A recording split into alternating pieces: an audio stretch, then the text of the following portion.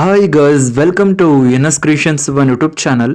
Guys, ನಾನು Sagar ಇತ್ಸಲ್ಗೌಡ. Guys, ಈ ಒಂದು ವಿಡಿಯೋದಲ್ಲಿ ನಾನು ನಿಮಗೆ ತಿಳಿಸ್ಕೊಡ್ತೀನಿ ಅಂದರೆ ವಾಟರ್ ಮಾರ್ಕ್ ಇಲ್ಲದೇ ಇರುವಂಥ ಅಲೈಟ್ ಮೋಷನ್ ಅಪ್ಲಿಕೇಶನ್ ನೀವು ಯಾವ ರೀತಿ ಡೌನ್ಲೋಡ್ ಮಾಡ್ಕೊಬೇಕು, ಮತ್ತು ಅಪ್ಲಿಕೇಶನ್ ಡೌನ್ಲೋಡ್ ಮಾಡ್ಕೊಂಡ ನಂತರ ಬೇರೆ ಬೇರೆ ಪ್ರಾಬ್ಲಮ್ಸ್ಗಳು ಬರ್ತಿದ್ದಾವೆ ಅಲೈಟ್ ಮೋಷನ್ ಅಪ್ಲಿಕೇಶನಲ್ಲಿ.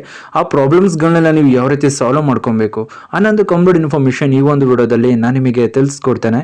ಅದಕ್ಕೂ ಮುಂಚೆ ನೀವು ಇನ್ನೂ ನಮ್ಮ ಚಾನಲ್ಗೆ ಸಬ್ಸ್ಕ್ರೈಬ್ ಆಗಿಲ್ಲ ಅಂದರೆ ಕೂಡಲೇ ಸಬ್ಸ್ಕ್ರೈಬ್ ಆಗಿ, ಮತ್ತು ಪಕ್ಕದಲ್ಲಿರೋ ಬೆಲ್ ಬಟನ್ ಪ್ರೆಸ್ ಮಾಡಿ.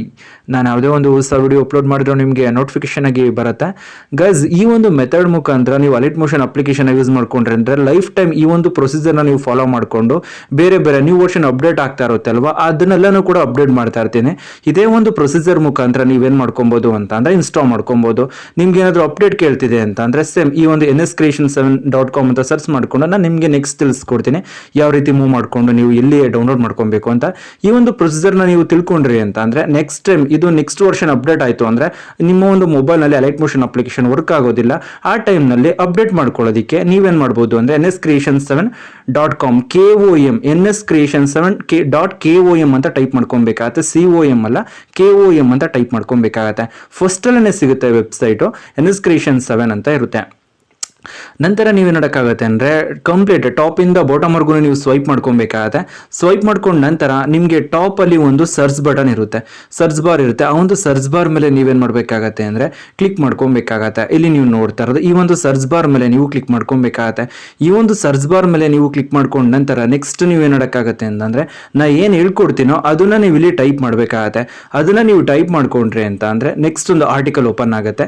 ಇಲ್ಲಿ ನೀವು ನೋಡ್ತಾ ಇದ್ದು ಟ್ಯಾಪ್ ಮಾಡಿದ ನಂತರ ಸರ್ಚ್ ದಿಸ್ ಅಂತ ಇರುತ್ತೆ. ಅಲ್ಲಿ ನೀವು ಕ್ಲಿಕ್ ಮಾಡಿಕೊಂಡು ಐಫೋನ್ ಲಾಂಚರ್ ಅಂತ ನೀವು ಟೈಪ್ ಮಾಡ್ಕೊಬೇಕಾಗತ್ತೆ.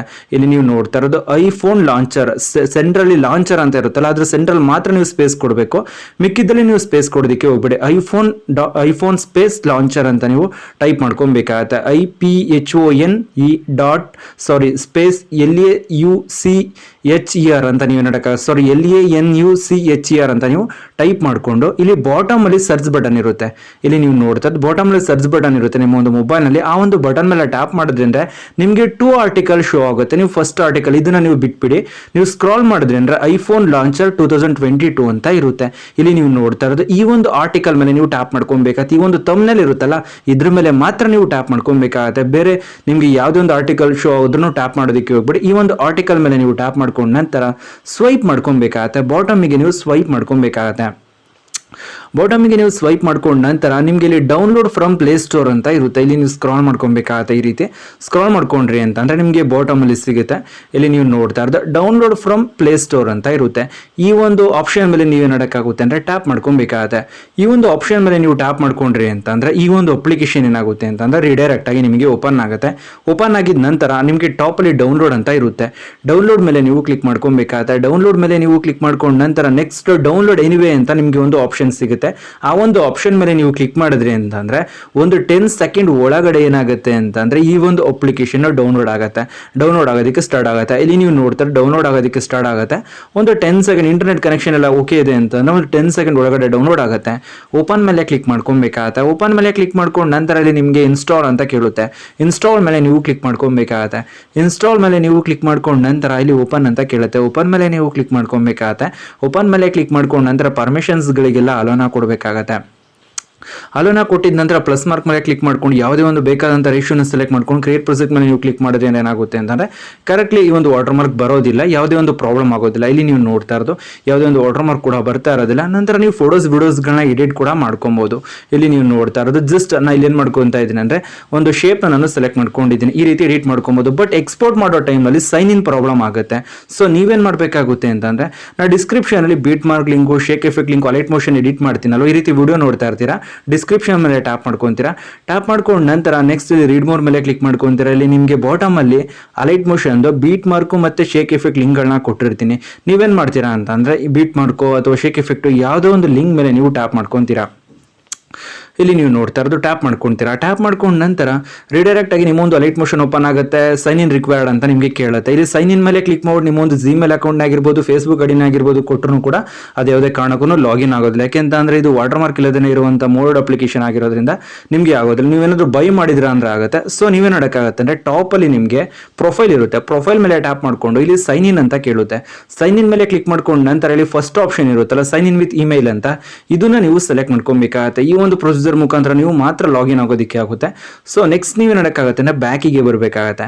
ಬ್ಯಾಕಿಗೆ ಬಂದಿದ ನಂತರ ಪ್ಲೇ ಸ್ಟೋರ್ನ ಓಪನ್ ಮಾಡ್ಕೊಬೇಕಾಗತ್ತೆ. ಪ್ಲೇ ಸ್ಟೋರ್ನ ನೀವು ಓಪನ್ ಮಾಡ್ಕೊಂಡು ನಂತರ ಸರ್ಚ್ ಬಾರ್ ಮೇಲೆ ಕ್ಲಿಕ್ ಮಾಡ್ಕೊಬೇಕಾಗತ್ತೆ. ಟೆಂಪೈಲ್ ಅಂತ ನೀವು ಸರ್ಚ್ ಮಾಡ್ಕೊಬೇಕಾಗತ್ತೆ. TEMPMAIL ಅಂತ ಟೈಪ್ ಮಾಡ್ಕೊಂಡು ಇಲ್ಲಿ ಇನ್ಸ್ಟಾಲ್ ಮಾಡ್ಕೊಂಡು ಓಪನ್ ಮಾಡಿದ್ರಿಂದ ನಿಮ್ಗೆ ಈ ರೀತಿ ಒಂದು ಇಂಟರ್ಫೇಸ್ ಇರುತ್ತೆ. ನಿಮಗೆ ಅನೇಕ ಇಮೇಲ್ ಐಡಿಗಳು ಜನರೇಟ್ ಆಗಿರುತ್ತೆ. ಚೇಂಜ್ ಮೇಲೆ ಕ್ಲಿಕ್ ಮಾಡ್ಕೊಂಡು ಬೇರೆ ಇದನ್ನ ಚೇಂಜ್ ಮಾಡ್ಕೊಬಹುದು. ಜಸ್ಟ್ ನಿಮ್ಗೆ ಇಲ್ಲಿ ಕಾಪಿ ಅಂತ ಕೇಳುತ್ತೆ.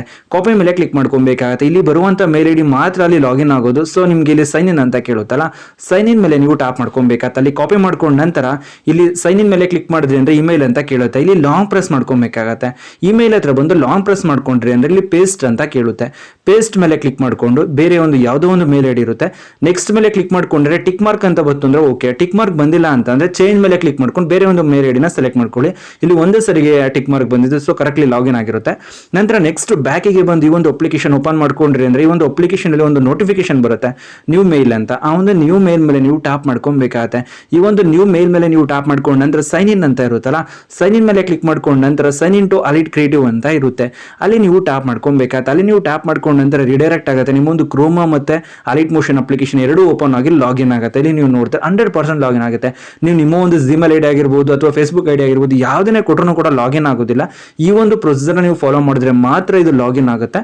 ನಂತರ ಅಲ್ಲಿ ನೀವು ನೋಡ್ತಾರೆ ಪಕ್ಕ ಲಾಗಿನ್ ಆಗಿದೆ. ನೆಕ್ಸ್ಟ್ ನಾನು ಏನು ಮಾಡ್ಕೊತಾ ಇದ್ದೀನಿ ಅಂದ್ರೆ ಈ ಒಂದು ಯೂಟ್ಯೂಬ್ನ ಓಪನ್ ಮಾಡ್ಕೊಂಡಿದ್ದೀನಿ. ಒಂದು ಬೀಟ್ ಮಾರ್ಕ್ ಅಥವಾ ಶೇಕ್ ಎಫೆಕ್ಟ್ ಯಾವುದೋ ಒಂದು ಲಿಂಕ್ ಮೇಲೆ ನಾನು ಟ್ಯಾಪ್ ಮಾಡ್ಕೊತಾ ಇದ್ದೀನಿ.